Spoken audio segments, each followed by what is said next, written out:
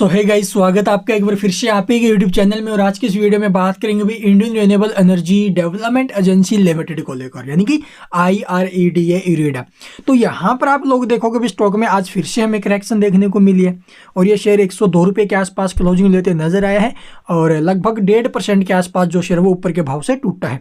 जबकि मार्केट में आप लोग देखोगे बिग फॉल बना है, लेकिन जो मिड कैप स्टॉक्स है ना, उनमें काफ़ी अच्छा परफॉर्मेंस आज के दिन हमें देखने को मिला है और लगभग जो ना भी अप ही रहे भी मिड कैप स्टॉक। तो यहाँ पर आप लोग देखोगे भी मार्केट में जो करेक्शन बन रही है ये तो कभी आनी है।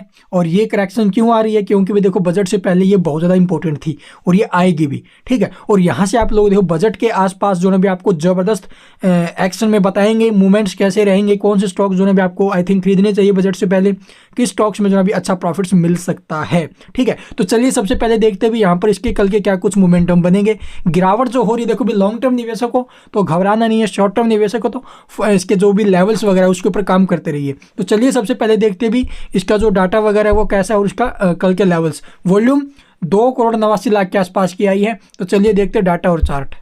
तो यहाँ पर आप लोग देखोगे भी जो डाटा देखने को मिला IREDA का, प्रीवियस क्लोजिंग क्या थी भी 103.50 रुपये, इसी भाव में ओपन हुआ, यही इसका लगभग हाई रहा है। उसके बाद तो स्टॉक 100 रुपये तक नीचे में आया, क्लोजिंग हुई है 101 रुपये 80 पैसे के आसपास, ठीक है। और वहीं आप लोग देखोगे मार्केट प्राइस के ऊपर 1004 क्वांटिटी का एक बाय ऑर्डर आया है। डिलीवरी पोजीशन की अगर बात की जाए तो भाई देखो इस गिरावट के अंदर जो माल है वो खरीदा जा रहा है।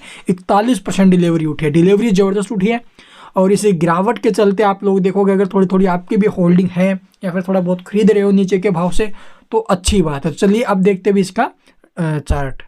तो यहाँ पर आप लोग देखो भी स्टॉक में काफ़ी टाइम से जो डाउन ट्रेंड है वो हमें दिखाई दे रहा है और इसके ऊपर कुछ है कि देखो भी ब्रोकरेज हाउसेज की तरफ से रिपोर्ट्स वगैरह भी आती हुई नजर आई थी, जहाँ पर जो ना भी इसका अगले 3 से 4 महीने का जो शेयर भाव बताया था वो देखो भी लगभग 100 रुपये से 140 रुपये के आसपास रहना चाहिए। और पीछे जो ना भी इसमें एक करेक्शन भी बनी थी, स्टॉक नीचे में 95 तक आया था और वहाँ से स्टॉक में थोड़ी बहुत रिकवरी देखने को मिली, ऊपर में 108 रुपये के आसपास स्टॉक पहुँचा, लेकिन प्रॉफिट बुकिंग चलते फिर स्टॉक जो ऊपर के भाव से टूट रहा है। अभी के टाइम आप लोग देखो स्टॉक कंसोलिडेशन जोन में यही 100 रुपये के आसपास चल रहा है। तो यहाँ पर आपको जो है नीचे में सपोर्ट पकड़ के चलना चाहिए। पहला सपोर्ट 95 का, फिर 85 का। बेचना नहीं है नीचे में, ध्यान रखना सपोर्ट के ऊपर बेचना नहीं है। सपोर्ट अगर टूटता है तो आपका जो ना भी देखो यहाँ पर आपकी पहली एक SIP होनी चाहिए, ठीक है। उसके बाद अगर इसको ये जो शेयर है वो और नीचे आता है 85 के आसपास आता है या फिर 80 के आसपास आता है, वहाँ पर आपकी सेकंड SIP होनी चाहिए। यानी कि इस स्टॉक के अंदर SIP करना है और लॉन्ग टर्म वाले जो शेयर के अंदर बैठे हैं ना भाई, बैठे रहो, कोई दिक्कत वाली बात नहीं है। अगर आपने ऊपर के भाव से खरीदा है तो एक एंट्री यहाँ पर आपकी होनी चाहिए, ठीक है। अगर आपने जो है नीचे के भाव से खरीद रखा है तो जैसा वैसा स्टॉक को पकड़ के बैठे रहिए। अगर ऊपर के भाव से थोड़ा बहुत स्टॉक और डाउन आए तो एक और SIP कर लीजिए, बेस्ट है। स्टॉक देखो भाई लॉन्ग टर्म में चलेगा ही, इसमें कोई दुराई नहीं है। क्योंकि देखो जिस प्रकार से देखो IRFC है, फाइनेंस का काम करती है रेलवे सेक्टर के अंदर, उसी प्रकार ये कंपनी भी आप लोग देखोगे भी फाइनेंस का काम करती है पावर सेक्टर के अंदर, रिन्यूएबल एनर्जी सेक्टर के अंदर।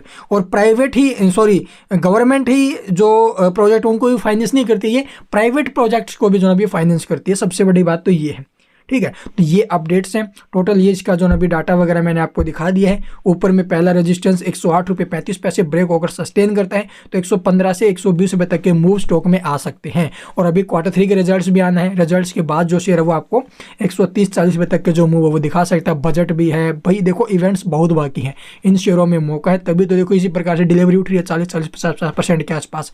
हर गिरावट के अंदर जो माल है वो खरीदा जा रहा है। तो अभी बजट से पहले मौके हैं, उसके बाद मौके नहीं मिलेंगे। Thank you for watching the video.